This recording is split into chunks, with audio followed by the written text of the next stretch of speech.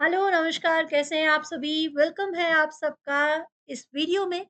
यहाँ पर हम सीयूटी पीजी 2025 के लिए सीरीज़ कर रहे हैं और ये सीरीज़ का थर्ड पार्ट है। हिस्ट्री के जो मोस्ट इम्पोर्टेंट और एक्सपेक्टेड क्वेश्चन है, जो इस बार आपके एग्ज़ामिनेशंस में आ सकते हैं, उन क्वेश्चन्स को लेकर मैं आपके सामने हूँ। क्वेश्चंस के साथ-साथ जो बाकी के आपके ऑप्शंस हैं, उनको भी डिटेल में डिस्कस करेंगे। तो ये कह सकते हैं कि हम एक क्वेश्चन नहीं, उसके साथ-साथ जब 4 ऑप्शन भी कर लेंगे, तो टोटल 5 क्वेश्चन एक ही टाइम पीरियड में करते हैं। तो इस तरह से हमारी तैयारी होने वाली है बहुत ही बढ़िया। मैं हूँ चीनू ठाकुर, तो चलिए स्टार्ट करते हैं आज की क्लास।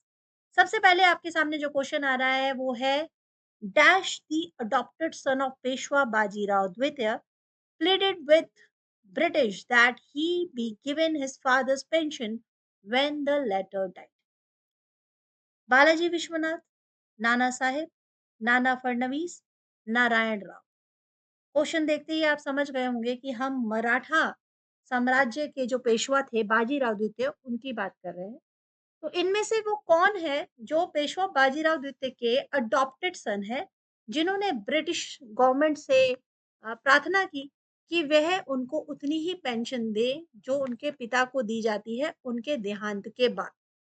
वह कौन थे बताइए?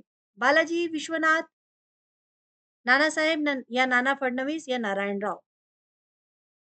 ये आंसर तो आसान है, लेकिन इनके बारे में याद रखना बहुत ही इम्पोर्टेंट है। आपको 1857 का वो विद्रोह तो याद होगा, उस विद्रोह को हमने बहुत बार पढ़ा है, ठीक है? तो 1857 में 1857 में मराठाओं की तरफ से जिन्होंने उस रिवोल्ट में, उस विद्रोह में पार्टिसिपेट किया था, उनका नाम है नाना साहेब। ये नाना साहेब वही हैं जो पेशवा बाजीराव द्वितीय के अडॉप्टेड सन हैं। पेशवा बाजीराव या पेशवा की जो पोस्ट है वो है पीएम की पोस्ट, ठीक है? अंडर जो शिवाजी उनके पुत्र और फिर उनके पुत्र यानी शिवाजी, संभाजी और साहू, ठीक है? जो साहू जी थे, उन्होंने सबसे पहले पेशवा बाजीराव प्रथम यानी बालाजी विश्वनाथ को सबसे पहला क्या बनाया था? सबसे पहला पेशवा बनाया था। उसके बाद उनके पुत्र और फिर उनके पुत्र। तो नाना साहेब जो हैं वो पेशवा बाजीराव द्वितीय के दत्तक पुत्र हैं, जिन्हें हम कहते हैं कि अडॉप्टेड सन है। इन्हें दोंदू पंत के नाम से भी जाना जाता है, दोंदू पंत। इन्होंने अपने पिता के डेथ होने के बाद ये रिक्वेस्ट की थी कि भई आप मुझे उतनी ही पेंशन दें जितनी मेरे पिता को देते थे, लेकिन जब ब्रिटिशर्स ने इस बात से इनकार कर दिया क्योंकि ये दत्तक पुत्र थे, तो इसकी वजह से 1857 के विद्रोह में इन्होंने पार्टिसिपेट किया था, ठीक है? अब बात करें नाना फडणवीस की, तो ये बहुत ही इम्पोर्टेंट मिनिस्टर है 18th सेंचुरी में। और जब हम माधवराव सिंधिया जी की बात करेंगे, माधवराव सिंधिया जी जो कि बहुत इम्पोर्टेंट कैरेक्टर हैं।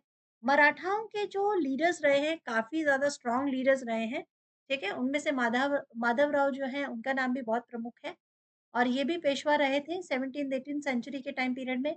बात की जाए नारायण राव की, तो नारायण राव जो हैं, पेशवा बाजीराव जो द्वितीय हैं, उनके पोते हैं, बेटे के बेटे हैं और ये जो है इनकी डेथ हो जाती है, इनको मर्डर कर देते हैं इन्हीं के चाचा जो रघुनाथ राय थे, ठीक है? रघुनाथ वही इनकी राव इनका मर्डर कर देते हैं।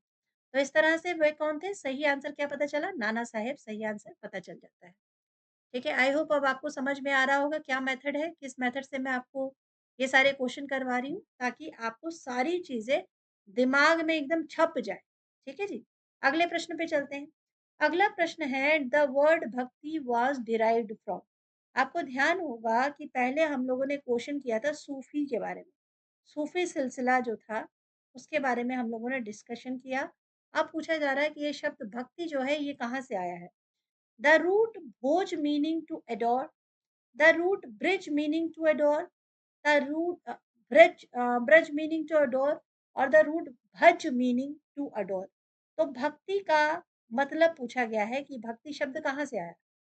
भक्ति शब्द जो है वो कहाँ से लिया गया है? अब यहाँ पर 4 वर्ड दिए गए हैं, पहले इन शब्दों को ही देख लेते हैं, ऑप्शंस को देखते हैं। भोज, ठीक है? ब्रिज, ब्रज और भज।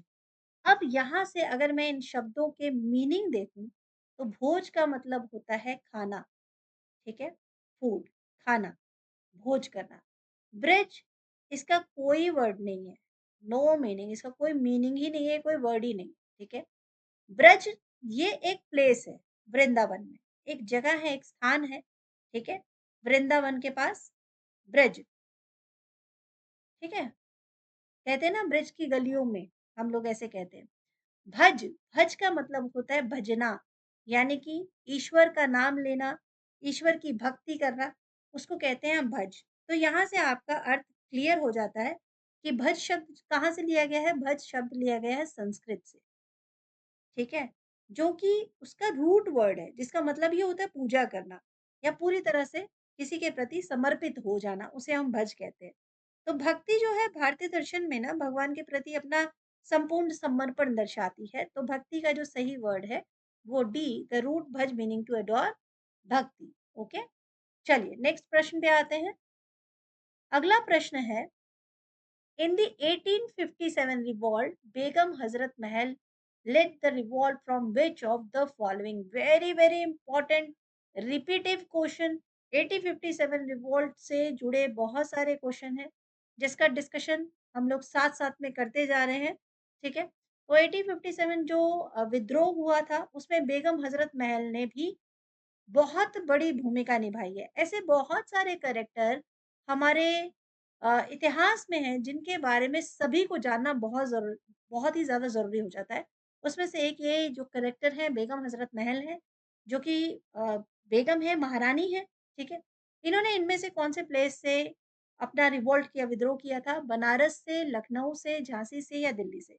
बहुत आसान है, इसमें तो आप अपना धर्म थोड़ा-सा आइडिया भी लगा सकते हैं।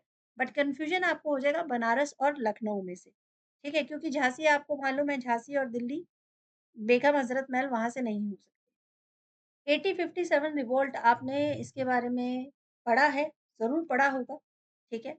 तो मंगल पांडे जो कि मेरठ से रिवोल्ट स्टार्ट हुआ, उसके बाद ये बहुत बड़ी घटना होती है कि मंगल पांडे जो हैं ब्रिटिश ऑफिसर पे अटैक करते हैं, ये घटना बैरकपुर की होती है, ठीक है? लेकिन इस घटना के बाद से जो सिचुएशन स्टार्ट हो जाती है, धीरे-धीरे आगे बढ़ते-बढ़ते, वो उन सभी राज्यों में आती है, जहाँ-जहाँ के राजा परेशान होते हैं।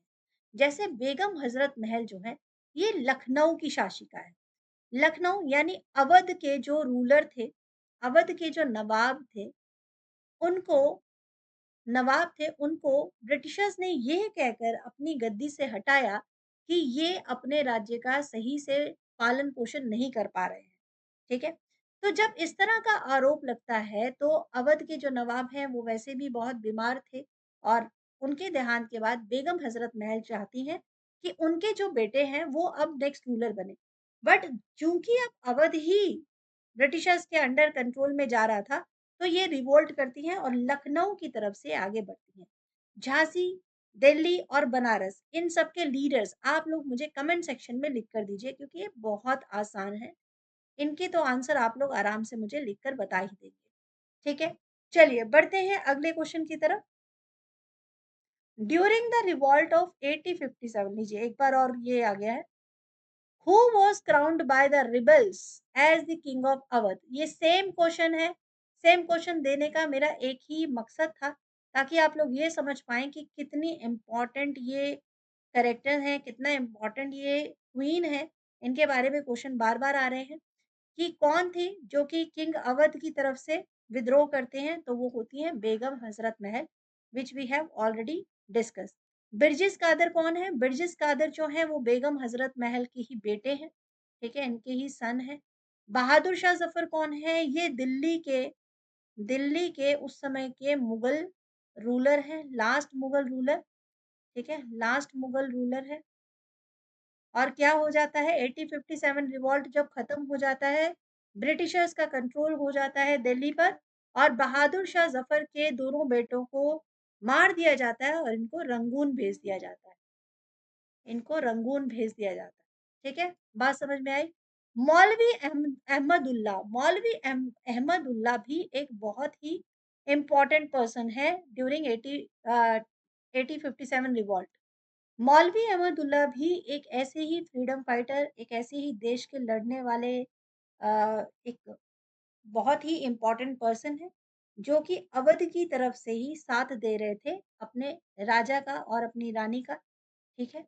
तो मौलवी अहमदुल्ला एक फ़ेमस पर्सन है, ठीक है? फ़ेमस फ्रीडम फाइटर हैं और इन्होंने भी 1857 रिवोल्ट में एक बहुत बड़ी भूमिका अदा की है।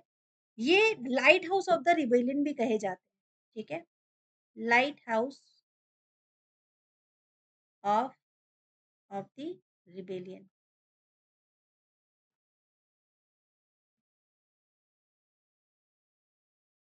चलिए, ये सारी इम्पोर्टेंट चीज़ें हैं जो आपको याद होनी चाहिए, ठीक है?